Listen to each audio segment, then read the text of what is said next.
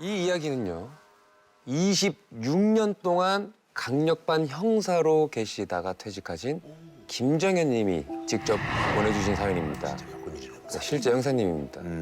형사님이 서부경찰서 강력팀에 계실 때 직접 겪은 아주 미스테리한 흉가에 관한 이야기라고 합니다.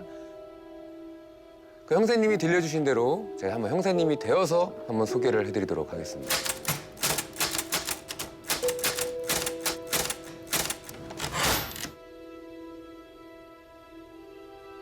자, 때는 2002년 10월입니다. 제가 그 흉가에 관해 처음 들은 건 건물에 살았던 한 세입자를 통해서 처음 듣게 되었습니다. 지씨 성을 가진 51세의 남자였는데요. 응암동 재래시장 옆에 한 건물 지하실에 덤핑 옷을 팔다가 정말 기이한 일을 겪었다고 합니다. 지하라고 해서 반지하가 아니라 정말 계단을 따라서 한참 내려가야 나오는 말 그대로 지하실. 네, 지하실입니다. 근데 여기서 새들어서 한 지가 한 반년쯤 되었을까요? 지하실에서 이상한 소리가 나기 시작합니다.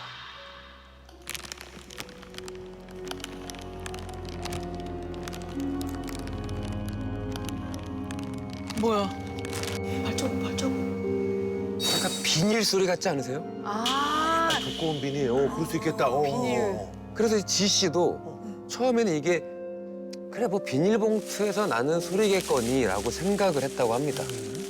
주변에 워낙 이제 비닐로 된 옷보따리도 많고 근데 문제는 그 소리가 점점 더 크고 점점 더 자주 들리더랍니다. 근데 거기다가 이런 아주 기괴한 소리까지. 사람 아니야? 정말 온몸에 털이 막 삐쭉삐쭉 곤두설 정도로 아주 소름이 돋는 소리까지 같이 들렸다고 합니다. 근데 벌써 일주일쯤 지나서 지 씨는 그 소리의 출처가 어딘지 알게 됐다고 하는데요. 지하실 한쪽 구석에서 또 그 소리가 나는 겁니다. 그래서 천천히 고개를 들어서 그쪽을 이렇게 쳐다봤는데 어두침침한 저 구석에 뭔가 희꺼머리한 게 이렇게 보이더라고요. 다가가서 자세히 한번 살펴봤더니 그건 바로 비닐에 칭칭 감긴 야. 사람의 머리였다. 사람? 진짜 사람인가? 그 소리가 바로 비닐 때문에 숨이 막혀서 내는 소리였고요. 진짜 사람이야? 근데 더 끔찍한 건 한쪽 얼굴이 으스러져서 피떡이 돼 있는 얼굴이라고. 뭐야? 뭐야, 진짜야, 뭐야. 이게 어떤 날은 비닐 꾸러미 속에서 막 이렇게 꿈틀대면서 보이기도 하고 어떤 날은 박스 뒤에서 하고 씨! 아이, 행거가 걸린 털이 다 옷들 섰네, 사이로 씨. 행거가 걸린 옷들 사이로 갑자기 막 푸쓱 하고 나타나기도 하고. 이쯤 되면 이거는 근데 더 놀라운 건요. 지 씨 말고도 그곳에서 기이한 일을 겪은 세입자가 더 있었다는 겁니다. 계속 있는 일이네. 이러면 뭔가요? 거기 뭐 터가 안 좋. 귀신이 있는 턴가? 그래서 한번 조사해 보니까 지하실에서 가장 먼저 입주한 사람은 재단 공장을 운영하던 정 씨라는 사람이었습니다. 근데 정 씨가 입주한 지 1년 만에 갑자기 죽었습니다. 거기서? 목을 매서 자살을 했고요. 정 씨의 재단 공장을 또 인수한 두 번째 세입자가 나타났습니다. 최 씨. 최 씨 역시 갑자기 암으로 세상을 떠났습니다. 이제 뭐 그럴 수 있는데. 그럴 수도 있겠다 싶지 어. 않습니까?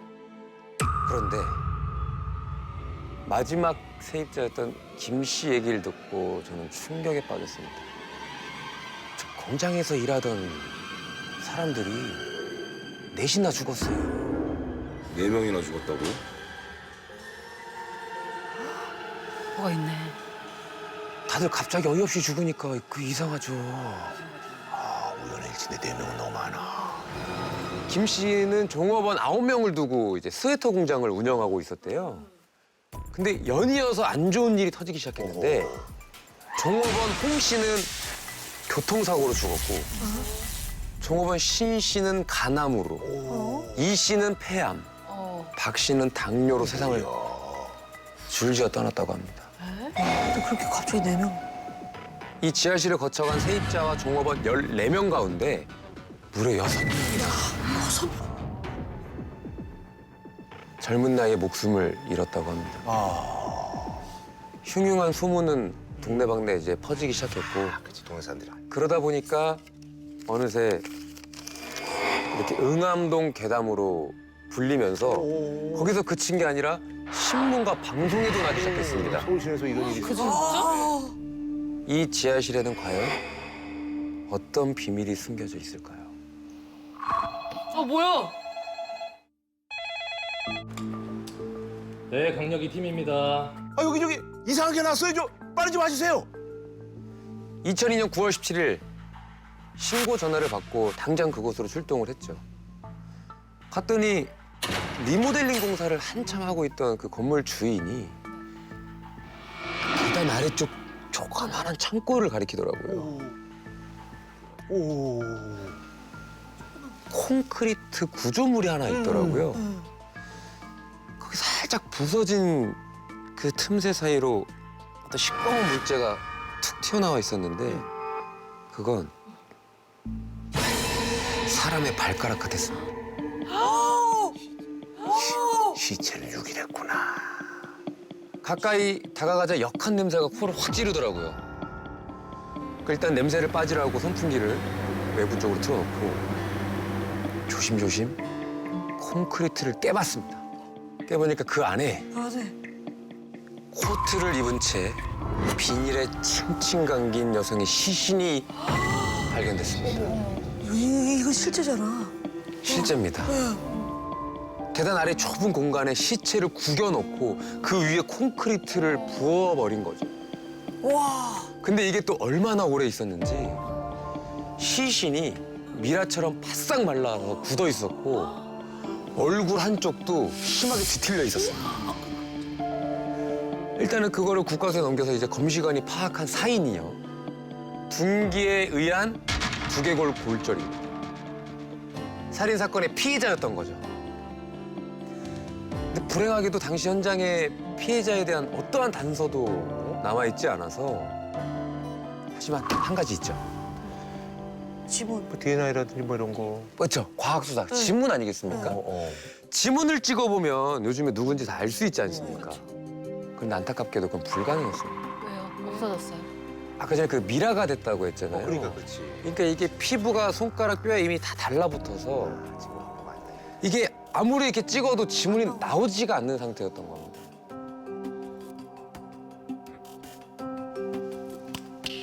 아이디어가 하나 떠올랐습니다. 이걸 알코올에 담가서 불려보면 되지 않을까? 다시 돌아오지 않을까? 그럴 수도 있겠네요. 근데 이게 그렇다고 해서 시신을 알코올에 뿌릴 때까지 담가 놓을 수도 없는 노릇이고 손가락을 절단하기로 합니다. 어쩔 수 없이. 아이고. 어쩔 수 없이. 예. 그렇게 한 달이 지났습니다. 김 여사님! 김 여사님! 나왔어요! 드디어 지문이 나왔습니다. 지문 나왔어. 다행이야. 일단 피해자는요. 구로구에 살고 있던 56세의 독신 여성이었습니다. 거리가 꽤 있는데. 5년 전 가을 약속이 있다면서 나간 그녀는 돌아오지 않아서 가족들은 실종 신고를 해놓은 상태였고요. 곧 이어서 범인의 정체가 드러났습니다. 저희 강력반 형사들이 그가 살고 있는 집을 급습했습니다. 그런데 입구에서부터 좀 쎄한 거예요. 무당집이었던 겁니다.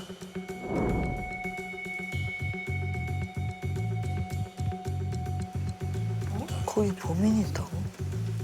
잠시 후에 방문을 연 우리는 더 황당한 광경을 목격하게 됩니다. 말만 들어도 섬뜩한 암매장 살인 사건의 용의자. 땀을 뻘뻘 흘리면서 굿당에서 걸레질을 하고 있더라고요. 이름은 지영춘. 지영춘! 누구세요?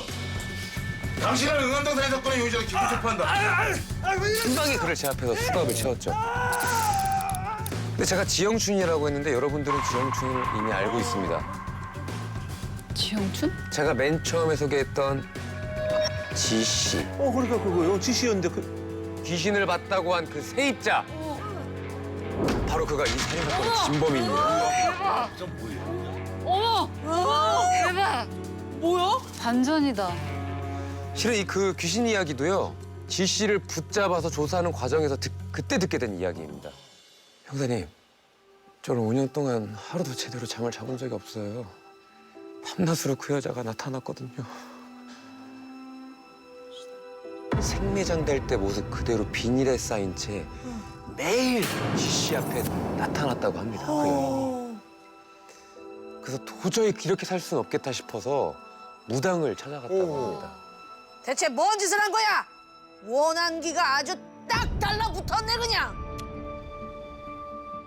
귀신을 떼어놓기 위해 지난 5년 동안 지 씨는 그렇게 무당집에서 바라지 생활을 해왔다고 합니다. 근데 정말 그 지하실에 억울하게 죽은 원혼이 있었던 걸까요?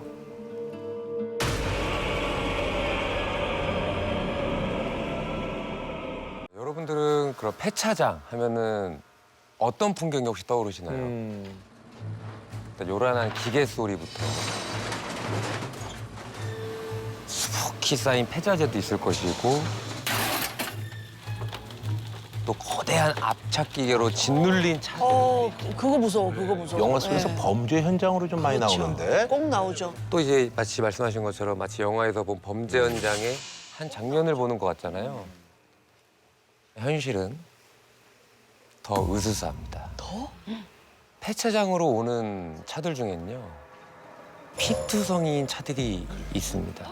사고 차려? 교통사고 우리가 그걸 생각 못해.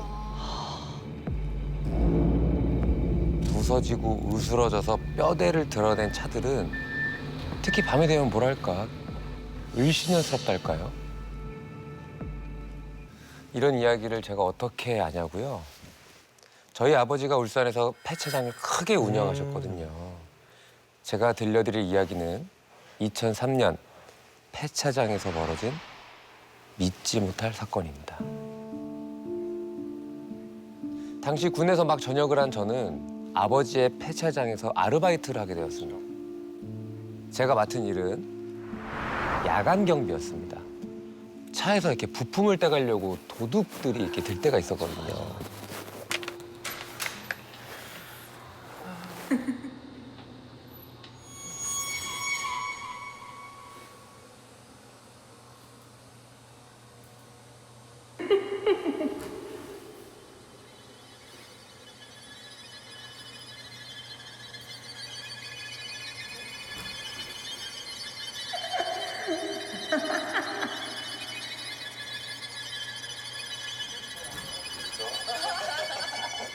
많은 분들이 또 와서 기다리고 계시는데. 라디오.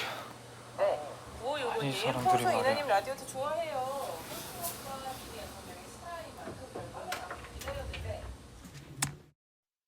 아, 씨 깜짝이야. 씨.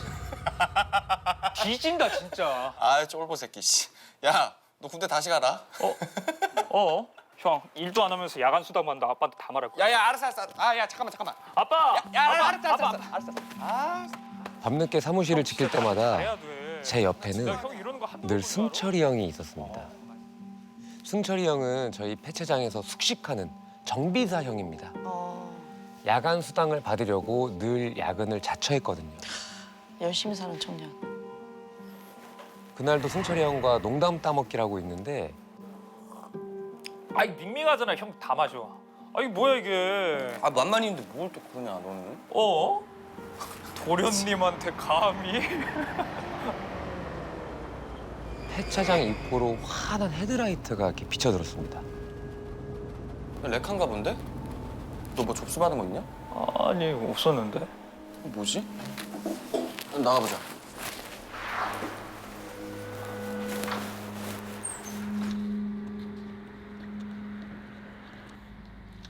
뭐예요?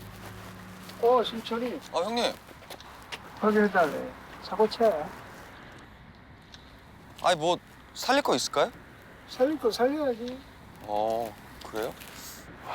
사고가 크게 났네. 탑승자는 어떻게 됐대요? 현장에서 죽었대.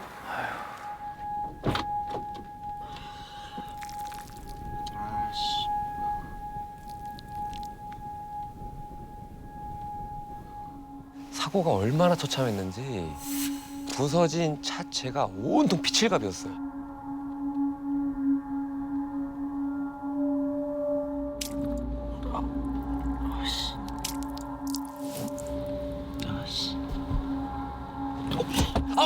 왜?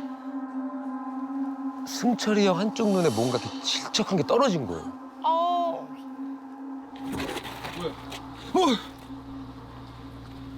형, 피. 아, 이 사람 제대로 수습 안 했네. 승철이 형 눈에 떨어진 건 그 머리 가죽 살점이었던 거예요. 그러니까 뭐 사고 차량에 피가 튀어 있는 건 흔하지만 이런 경우는 오랫동안 폐차일을 해온 승철이 형한테도 굉장히 드문 일이었거든요. 파르르 몸서리 쳐지는 걸 애써 진정시키면서 차량 접수를 받았습니다. 그런데 며칠 뒤에 야, 내 어이없는 얘기 하나 해줄까? 뭔데? 너 웃지 마라. 뭔데? 나 귀신 봤다. 귀신을 봤다고? 어디서? 꿈에서? 야, 웃지 말라고. 알았어. 어디서? 여기서. 아주 황당했습니다. 왜냐면 승철이 형은 여기서 일한 지 10년이 넘었거든요. 귀신은커녕 애초에 무서운 이야기 같은 건 나눠본 적도 없는데 갑자기 웬 귀신 타령을 하고 있더라고요. 그러면서 들려준 이야기는 이러했습니다. 며칠 전에 승철이 형이 늦게까지 혼자 남아서 차 부품을 이렇게 떼내고 있는데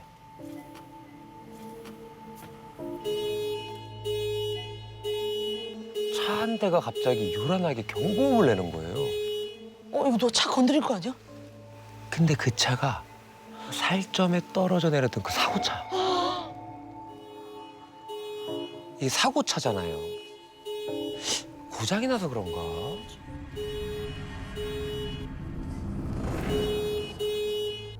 경고음을 끄려고 운전석으로 올라탔습니다.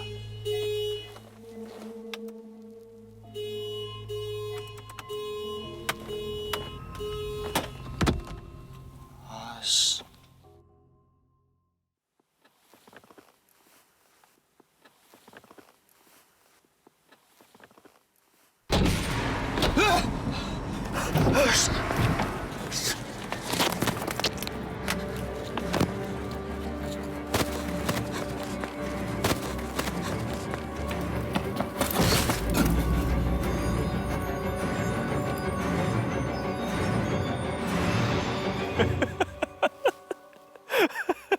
뭔 소리야?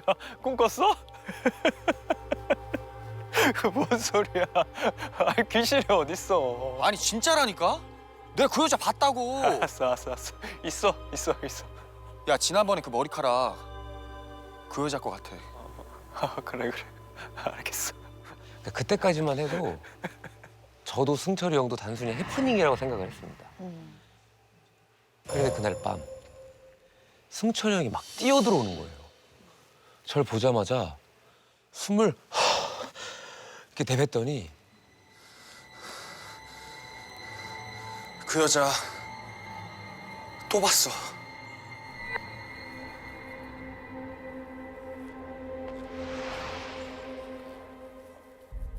본네트 안을 한참 들여다보다가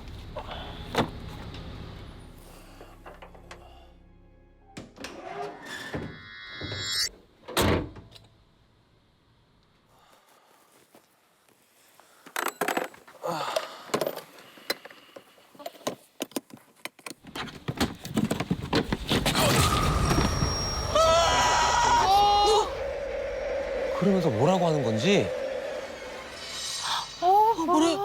뭐라는 거야?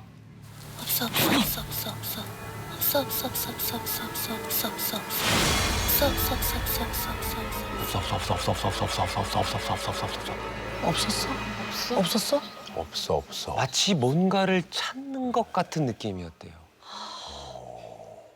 솔직히 승철이 형이 미쳤구나 생각했어요. 왜냐면 저는 귀신을 믿지 않았거든요. 그런데 때는 12월 31일. 새해를 목전에 앞둔 밤이었습니다.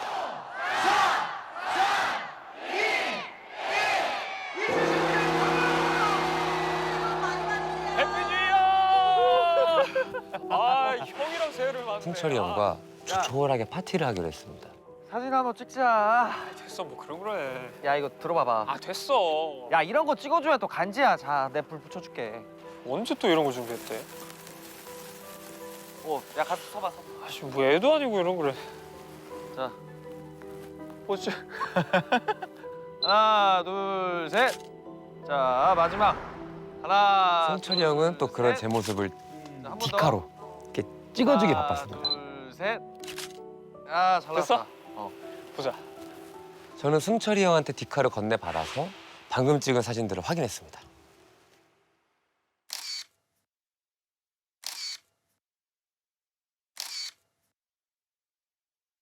그런데 왜? 이게 뭐야?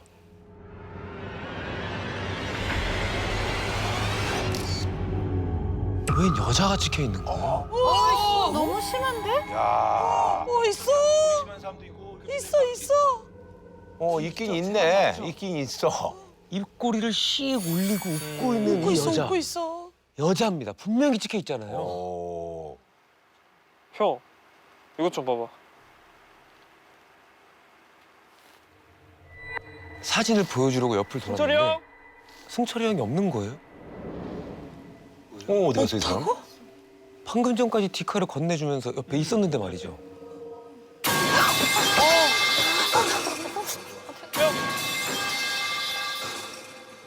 형?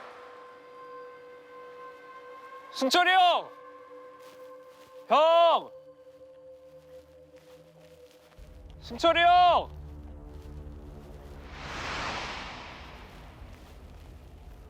형? 형!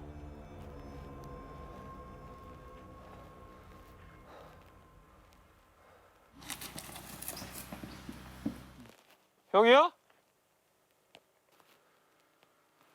형이지? 장난치지 마.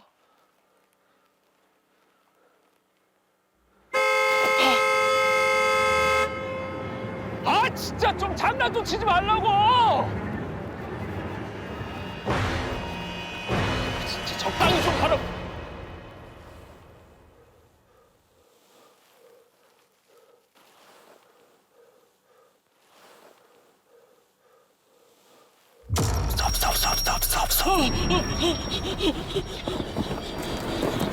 차량 안을 마구 막 기어다니는 승철이 형이 너무 충격적이었습니다. 승철이 형이 이야기했던 그 여자와 똑같았습니다.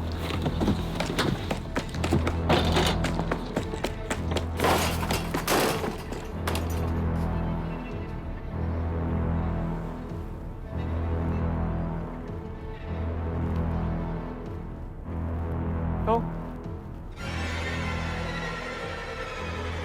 형!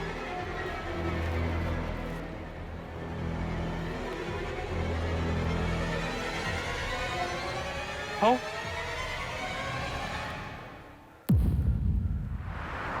형! 제가 달려가 보니까 승철이 형은 정신을 잃은 채로 그 자리에 이렇게 차려봐. 고꾸라져 있었습니다. 괜찮아? 야 뭐야? 나 여기 왜 있는 거야? 승철이 형은 자기에게 무슨 일이 있었는지 전혀 모르는 눈치였습니다. 형 진짜 미친놈처럼 기어다녀서 기억 안 나? 아 뭔 소리야? 그 여자가 나 쫓아왔는데. 어머. 방금 전에 저한테 디카를 건네주고서 본인은 잠깐 화장실을 가려고 나섰대요. 그런데 여자가 또 나타났고 방금 전까지만 해도 승철이 형은 그 여자를 피해서 차 뒤에 숨어 있었다고 하는 거예요. 그런데 갑자기 머릿속에 퍼즐이 막 끼어 맞춰지는 기분이 들었어요. 사고로 죽은 여자 귀신이 형한테 씌인 게 아닌가. 섭섭섭섭섭섭섭. 그래서 밤마다 이렇게 폐차장 안을 헤맸던 게 아닐까? 근데 이 여자는 형을 왜 이토록 괴롭혔던 걸까? 그 살점인가? 혼란스러운 밤이 지나가고 저는 더 이상 승철이 형의 모습을 볼 수 없었습니다. 더 이상 이곳에서 일할 수 없다면서 폐차장을 그만뒀기 그렇지. 때문에. 뭐 어떻게 일하겠어. 그런데 아, 예, 안녕하세요. 예, 들어오세요. 네. 혹시 어떤 일로? 지난달 19일에 폐차한 차에서 잃어버린 게 좀 있어가지고요. 그 문제 사고차 주인의 그 가족이 찾아온 거예요. 혹시 폐차하시다가 시계 하나 발견하신 게 없으실까요? 잠시만요.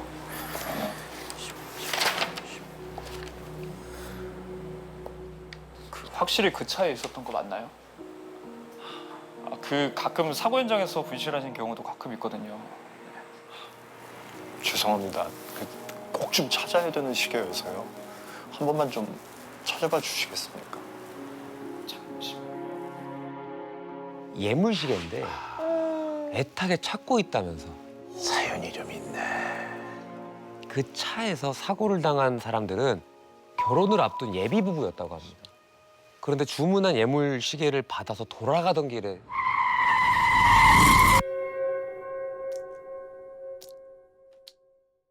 신부가 현장에서 사망했던 거죠.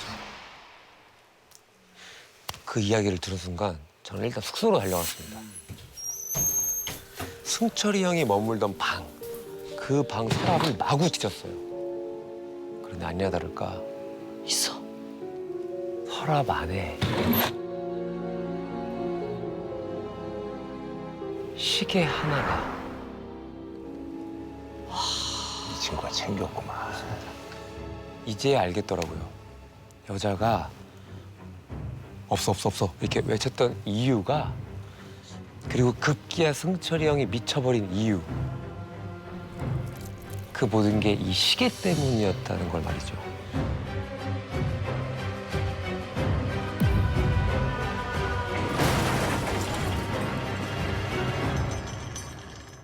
이번에 들려드릴 사연은요, 올해 38살인 김형훈 씨가 보내주신 사연입니다. 이분이 지금 중학교 국어 선생님입니다. 선생님. 네, 현재. 매년 여름마다 학생들에게 들려주시는 본인이 직접 경험한 오싹한 사연을 저희한테 알려주셨는데요. 와, 이거 검증받은 얘기네요. 그러네, 스테디네. 먼저 이분의 이야기를 직접 한번 들어보시죠. 그래서 저희가 어린 시절에 이제 많이 이제 가난하고 여유롭지 않은 집이었습니다. 보증금이 많이 없어가지고요. 일단은 한 방에서 네 식구가 같이 자는 그런 생활을 했습니다.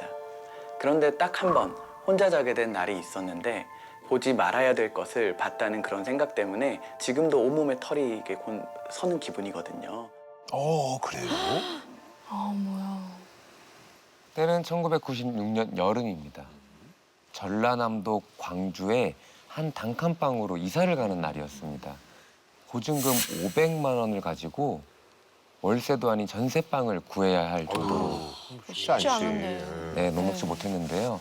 그러다 보니까 이제 보통 단칸방 중에서도 반지하 단칸방을 전전해야 그 정도 했으니까. 했어요. 예. 이번에도 그러겠거니 하면서 부모님을 쫓아 새 단칸방에 도착했는데, 응? 이번에 반지하가 아닌 거예요. 형아, 여기가 이제 우리 집이야.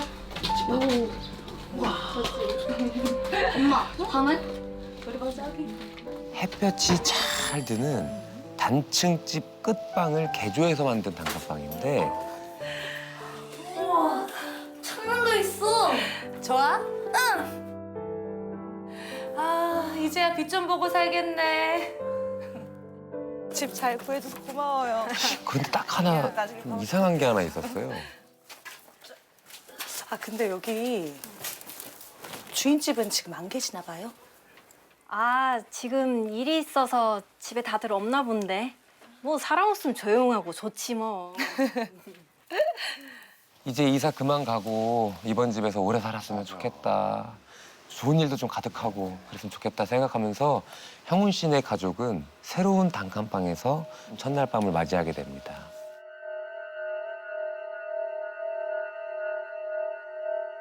늘 그랬듯이 방 안쪽부터 아빠, 엄마, 남동생 그리고 이제 주인공 형훈 씨 이 순서대로 누워서 잠이 들었습니다.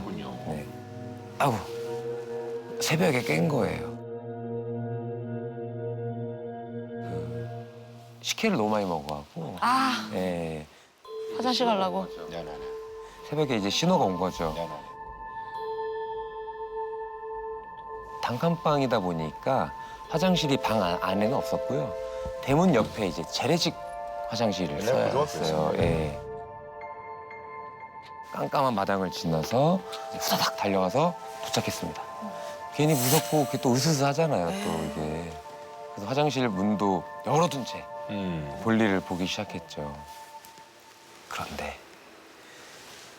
뭔가 같은 뒤에 인기척이 느껴지는 거예요.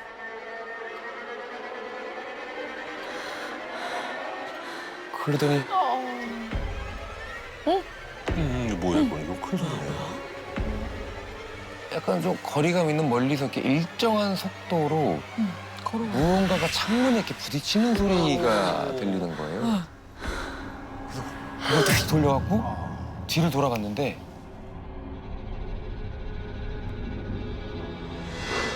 아까 들리던 소리마저 일단 사라진 채 마당에는 정적만 가득했습니다. 순간 무서운 마음이 일기 시작한 형훈 씨는 뒤도 안 돌아보고 재빠르게 방 안으로 뛰어들어갔습니다. 그리고는 이불 들어가서 다리랑 팔, 머리끝까지 다 덮고 이렇게 좀 안심이 되는 거예요. 이게 잠이 들려고 하는데 뭐지? 아니 아무리 다 자고 있다고 한들 방 안이 너무 조용한 거예요. 왜 이렇게 조용하지? 싶어서 이불을 가만히 내리고 이렇게 살펴봤어요. 근데 바로 옆에서 자고 있어야 될 가족들이 동생도 엄마도 아빠도 아무도 없는 거예요. 뭐야 단칸방인데. 나 빼고 다들 어디 간 거지? 그런데 그때 근데 아까 화장실에 갔을 때 그 들렸던 이상한 소리가 또다시 들리기 시작하는 거예요. 작은 창가가 하나 있었는데 거기서 나는 것 같은 거예요. 용기를 내서 소리가 들려오는 창가 근처로 시선을 돌렸죠. 근데 형훈 씨는 온몸이 굳어버린 채 창문에서 시선을 뗄 수가 없었습니다. 뭘 봤는데요? 창문 너머에는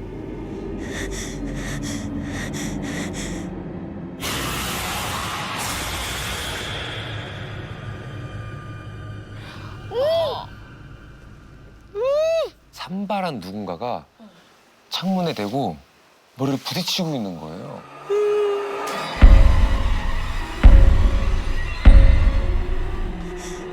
근데 그것도 고개를 돌려가면서 마치 창문 안을 이렇게 둘러보는 것처럼. 바로 한 번, 무로 한 번. 그 고개를 돌려가면서 이렇게 두드려대다가 갑자기 고개를 확 돌려서 형훈 씨를 정면으로 쳐다보기 시작하는 거예요. 제발 사라져라, 사라져라, 제발 사라져라. 마음속으로 기도를 시작했습니다. 어린애가 할 수 있는 게 뭐가 있어.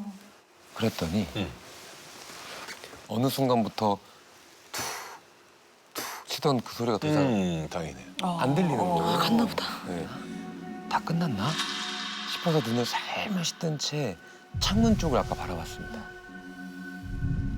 다행히 창문에는 이제 그림자 한 점 없었고 방 안을 둘러봐도 별다른 인기척도 느껴지지 않았죠. 다행이다 갔어. 너무 무서워져서 이불을 쭉 다시 덮고 잠에 들려고 하는데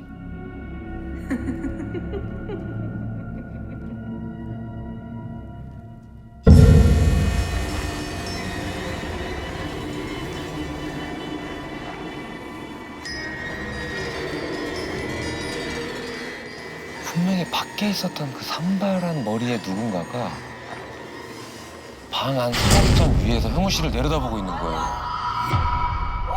들어왔어. 아니야. 그러더니 형우 씨한테 점점 다가오는 거예요. 왜 그래?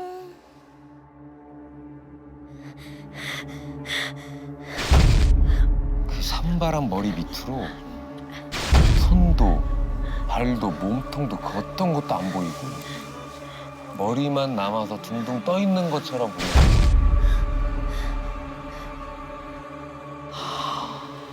머리만. 그제 어두워서 잘 보이지 않던 모습이 제대로 보이기 시작했던 거죠. 창백한 피부에 산발한 머리에서는 무언가가 뚝뚝 떨어지고 있었고 귀까지 찢어진 입은 계속해서 소름 끼치는 웃음소리를 흘리고 있었어요. 제가 지금도 기억나세요? 정확하게 아직도 선명하게 기억이 납니다.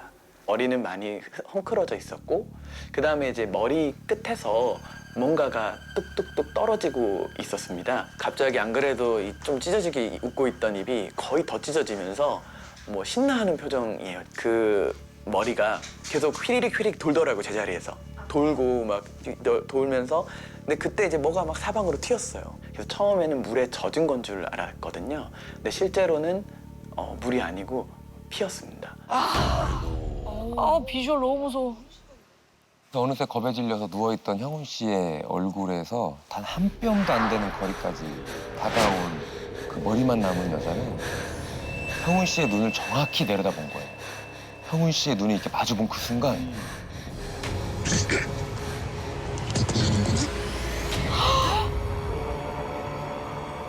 그때 형훈 씨의 머릿속으로 관통하는 기억이 떠오른 거예요. 귀신을 만나면 절대 아는 척 하지 말라. 그러고 있어.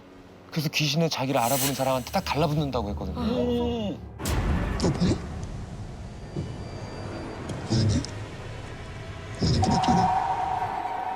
그래서 형훈 씨는 온 힘을 다해서 눈을 질끈 감았습니다.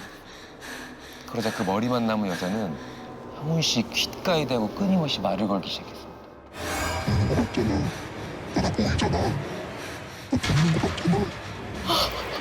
제발.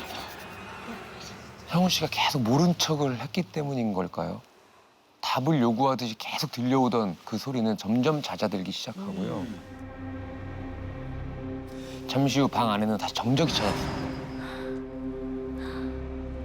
그때 현관 쪽에서 인기척이 들려오는 거예요. 엄마.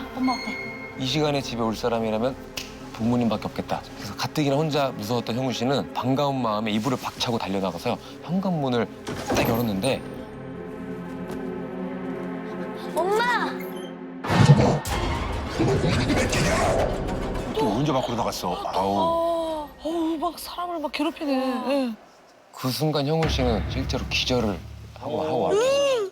기절하죠. 진작했어야지 세상에. 감당하기가 힘든데. 형훈아. 왜 그래? 엄마 왜 그래? 잠시 후 누군가가 다급히 흔드는 느낌에 눈을 떠보니까 엄마더라고요. 엄마, 가족 셋이 어디 갔었어?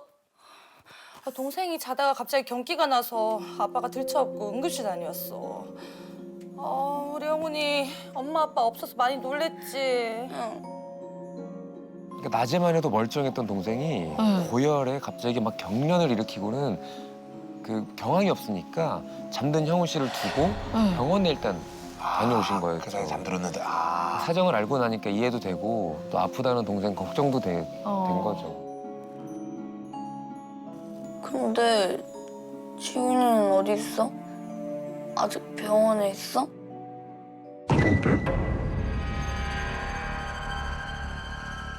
엄마 옷에 엄마 몸인데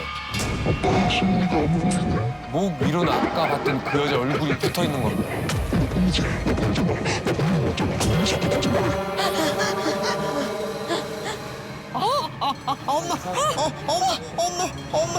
살아야겠다는 생각 외에는 어떤 생각도 나지 않았던 형훈 씨는 대문 밖으로 뛰쳐나가서 무작정 뛰기 시작한 거예요. 그렇게 맨발로 정신없이 뛰다 보니까 가로등 아래였는데요. 그때 형훈아, 형훈아 왜 있어? 저리 가. 왜 그래? 형훈아 왜 그래? 엄마야 엄마. 뭐 진짜 엄마야 뭐야 이제. 엄마 맞아? 분명 엄마였는 줄 알았는데 아니었잖아요. 형훈아 괜찮아. 엄마. 근데 형훈 씨 얼굴 매만지고 껴안아주고 달래주는 손길에서 너무 따뜻한 거야. 그리고 무엇보다 엄마 어깨 너머 남동생을 업고 있는 아빠도 보였고. 그래서 이제 엄마에게 매달려서 엉엉 울고 가족들하고 함께 이제 집으로 돌아왔죠. 조심스럽게 방을 살펴봤는데 아무것도 보이진 않았고요. 근데 엄마, 놔두고 셋이 어디 갔었어? 아, 진짜 놀랐단 말이야. 동생이 갑자기 자다가 경기가 나서 아빠가 들쳐업고 응급실 다녀왔어. 엄마, 지금 뭐라 그랬어? 동생이 자다가 갑자기 경기가 나서 아빠가 들쳐업고 응급실 다녀왔어. 방금 엄마가 들려준 이야기는 아까 그 머리만 남은 여자가 들려준 이야기하고 토시 하나 다르지 않고 똑같이 얘기한 거예요. 뭐가 꿈이고 도대체 뭐가 현실인지 분간이 가지 않으면서 다시 덜덜 떨리기 시작하는 거예요. 그 모습을 본 어머니는 형훈 씨를 마주하고 차분한 목소리로 무슨 일이 있었는지 한번 얘기해보라고 하셨죠. 형훈 씨는 보고 겪은 일 그대로 어머니한테 말씀을 드렸죠. 그래서 저희 집을 소개해준 중개인분한테 가서 혹시 이 집과 얽힌 문제가 있었는지 꼬치꼬치 물어보셨대요, 어머니가. 그러니까 그 중개인분이 드디어 그 집의 비밀을 털어놨답니다. 거기가 원래 신혼부부가 살던 집인데 둘이 여행 간다고 집을 나서더니 교통사고가 크게 나버렸대. 그래서요? 그분들은 지금 어디 있는데요? 그게 그 자리에서 둘 다 죽어버렸대. 네? 근데 마누라 쪽이 몸뚱이만 찾고 머리를 못 찾았다 그러더라고. 몇 년 후에 안타깝게도 이제 아버지가 위암으로 아유. 돌아가시고요. 어머니도 형훈 씨가 수능을 보기 보름 전에 당뇨합병증으로 돌아가셨대요. 오야, 졸지에 그렇게 부모님들이 다. 그래서 형훈 씨가 그 와중에서도 공부를 정말 열심히 해서 서울에 있는 대학에 합격을 한 거죠. 형훈 씨는 일단 혼자 올라와서 서울에서 또다시 반지하 고시원 생활을 하게 됩니다. 강의를 마치고 고시원에 돌아와 침대에 벌렁 누워서 낮잠을 자려고 하는데요.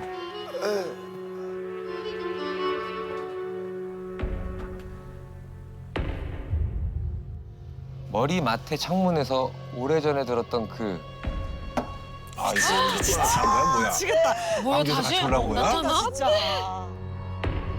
순간 정신이 번쩍 든 형훈 씨가 눈을 부릅뜨는 고개를 젖혀서 창문을 보자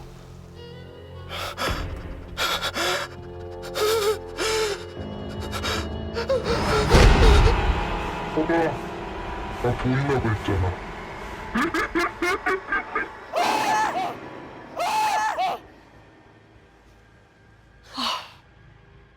잊고 지냈던 그 머리만 남은 여자가 창문을 지나서 천천히 형훈 씨 머리맡으로 오더니 형훈 씨 얼굴을 거꾸로 마주본 채 씩 웃고 있는 거예요.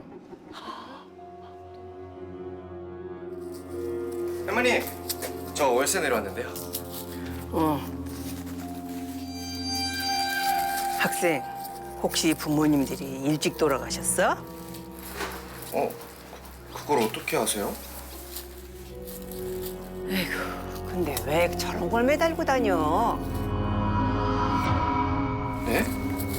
잠깐 있어봐. 네, 뭐 하나 줄게. 그 할머니가 이제 무당은 아니시고요.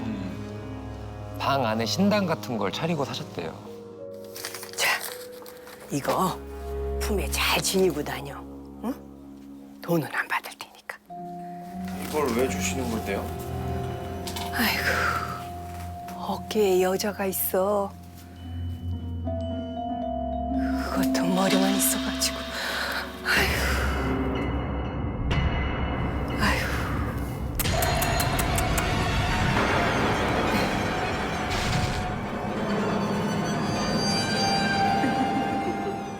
작년 7월 저는 강남에 있는 회사에 취업을 하게 되었습니다.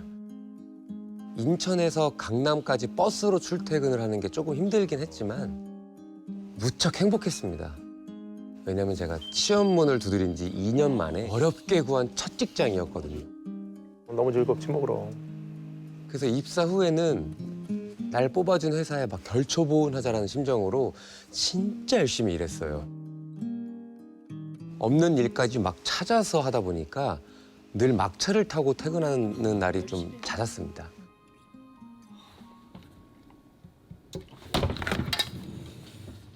그러던 어느 날 다시는 떠올리고 싶지 않은 그 일이 일어났습니다. 별다를 거 없이 야근을 하고 집에 가기 위해서 버스를 이렇게 기다리고 있었습니다. 제가 기다리던 버스가 10분 후에 도착한다는 전광판 안내를 보고 아무 생각 없이 그냥 음악을 듣고 있었거든요. 근데 한참이 지났는데도 버스가 안 오는 거예요. 더 이상한 건 전광판에서 그 버스가 사라져버린 거예요. 무슨 막차 끊겼나? 뭔 일이 있나? 무슨 일이지 싶어서 이제 실시간 버스 위치 안내해주는 앱을 켰어요. 이 앱에서도 버스가 사라지고 없는 거예요. 그래서 아무래도 이게 마지막 버스를 놓친 것 같아서 이거 택시를 타고 가야 되나? 그러고 있는데 갑자기 제 앞에 그 사라졌던 버스가 또 와서 쓱 서는 거예요. 웬 행운이야? 아, 오류가 떴나 보다.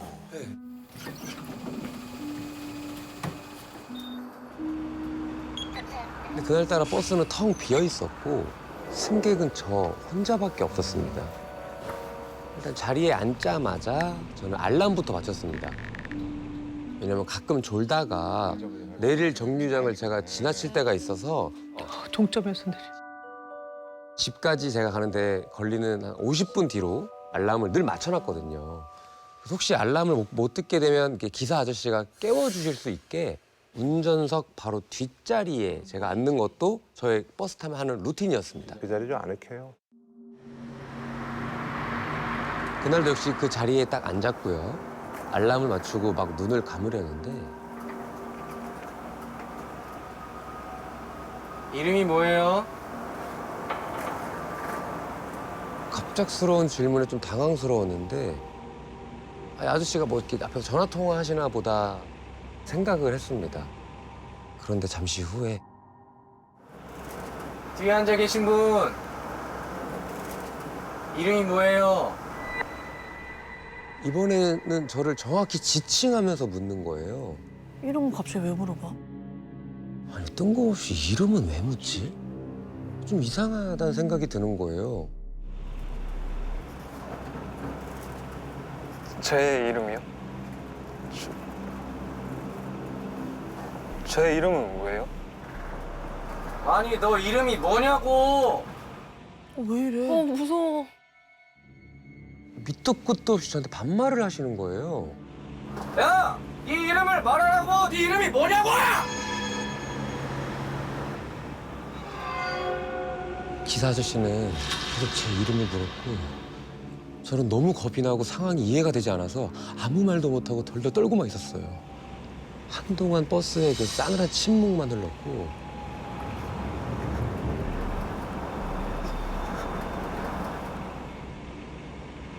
버스에서 내리고 싶었던 저는 몰래 하차벨을 눌렀습니다. 그런데 제가 벨을 누르자 느닷없이 버스가 싱하고 속도를 더 내는 거예요. 뭐야? 공포야 이거. 뭐야, 납치야 뭐야 이거? 이게 무슨 상황이지? 머리가 복잡해지는데 버스가 다음 정류장을 그냥 지나쳐버리는 거예요. 저 아저씨 저 내리는데요? 기사 아저씨는 어떤 말도 하지 않았어요. 대신에 들려온 것은 이번 정류소는 성관교회입니다. 이번 정류소는 동이마트입니다. 이번 정류소는 희망아파트입니다. 미친 듯이 안내 방송만 흘러나요. 버스는 폭주하듯이 막 내달리는 거예요. 정거장 안 거치고.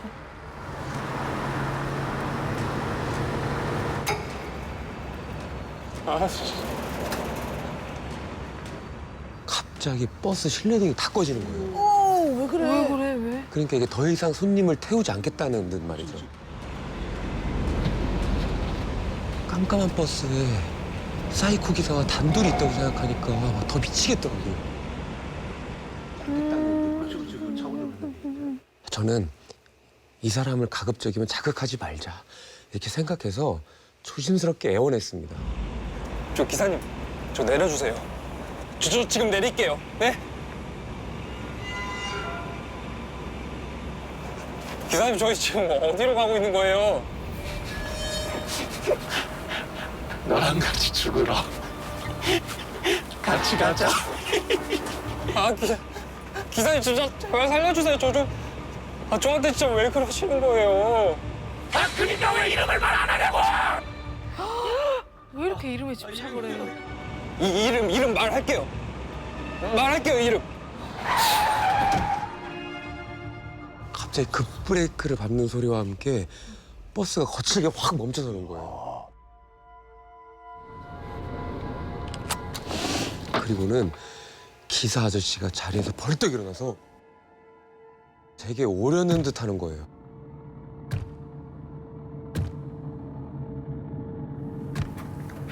오지 마세요. 오지 마세요. 오지 마세요. 오지 마세요. 저는 평소에 볼륨을 크게 키우고 음악을 듣는 편이라 무선 이어폰을 귀에 꽂고 있으면 주변 소리를 거의 못 듣거든요. 그런데 기사 아저씨의 목소리가 또렷이 들렸다는 게 스스로 이해가 안 되는 거예요. 뭐야 이거? 와 이거 어우. 여전히 한쪽 귀에 꽂혀 있는 이어폰에서는 음악 소리가 크게 들렸고 저는 그게 더 소름 끼쳤습니다. 잠깐만, 대체 저 아저씨는 뭐지?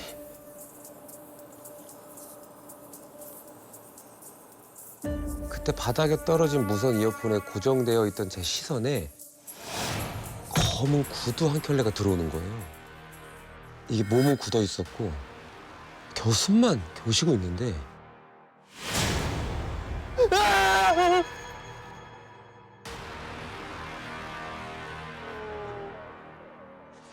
그리고 좀 놀라운 건 버스 기사가 생각보다 되게 젊다는 거예요. 그러니까 저하고 비슷한 20대로 보이는 거예요. 그래. 너 이름이 뭐야?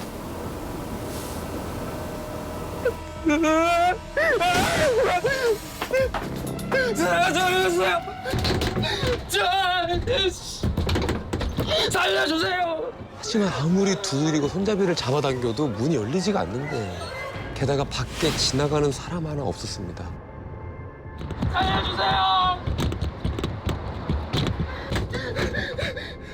그때 제 뒤에 기사가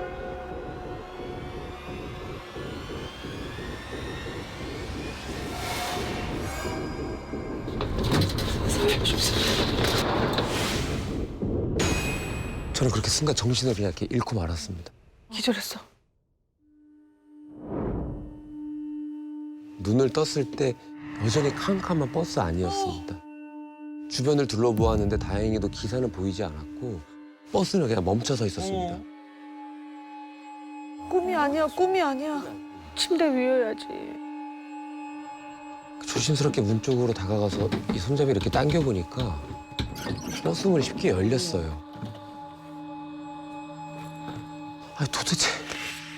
도대체 여기가 어딘지 모르겠는 거예요.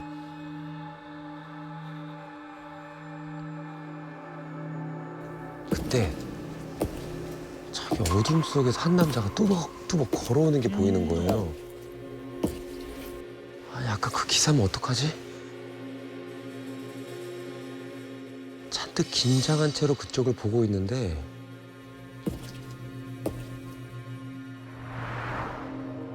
여기 종점입니다. 이제 집에 가셔야 돼요. 다행히도 다른 아저씨인 거예요. 오, 다행이다. 선생님. 친절한 목소리에 긴장이 딱 풀린 저는 울음을 터뜨리면서 아저씨를 막 끌어안았어요. 감사해요. 감사해요. 아우, 청년 무슨 일 있었어요? 왜 그래요?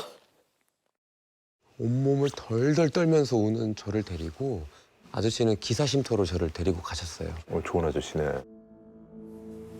자판기 커피 한 잔 이렇게 내려주면서 감사합니다. 도대체 무슨 일이냐고, 무슨 일이 있었던 거냐고 물으시더라고요. 하차하려고 배를 눌러도 멈춰주지 않았어요. 그러다가 낯선 곳에 급정거하셨는데 스패너를 들고 저한테... 우리 회사에 그런 미친놈 없어요. 뭔가 착각하셨겠지. 아니에요, 정말이에요. 얼굴은 검고 아주 젊은 기사였어요. 젊어요? 네. 뭐 얼마나 젊었길래? 그냥 제 또래 같았는데 한 27, 8? 우리 회사에 그렇게 젊은 사람 없어요. 제가 봤다니까요. 전혀 믿으려 하지 않은 아저씨를 보고 있자니 저는 막 답답해 죽겠더라고요. 근데 그때 쉼터에 걸린 단체 사진 앱자가 하나 있는데 그게 눈에 들어오더라고요. 저 사람! 이 사람이 아까 그 사람이라고요. 있네 그럼. 왜 그 얘기를 안 했지? 이 사람이라고요? 네. 이 사람 본 거 맞아요? 이 사람 맞아요. 지금 당장 경찰에 신고해야 돼요. 완전 사이코라고. 잠깐만요. 이 사람 죽었어요. 이 세상 사람이 아니라고. 네?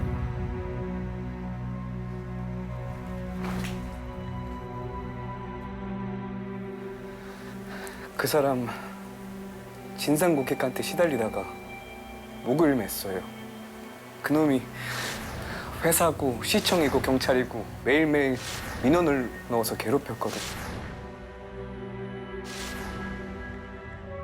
그 아저씨는 억울하게 죽은 기사가 그 진상 승객을 찾고 다니는 것 같다고 말씀을 하시더라고요. 야! 네 이름을 말하라고! 네 이름이 뭐냐고! 누군지 모르니까. 제가 타고 다니던 그 버스가 죽은 기사가 몰던 그 버스였다고 하니까 그럴 수도 있겠다라고 싶더라고요. 근데 그때의 충격으로 한동안 버스는 타지 못했습니다. 나도 못할 것 같아요. 그날 제가 본 것은 정말 죽은 그 버스 기사였을까요?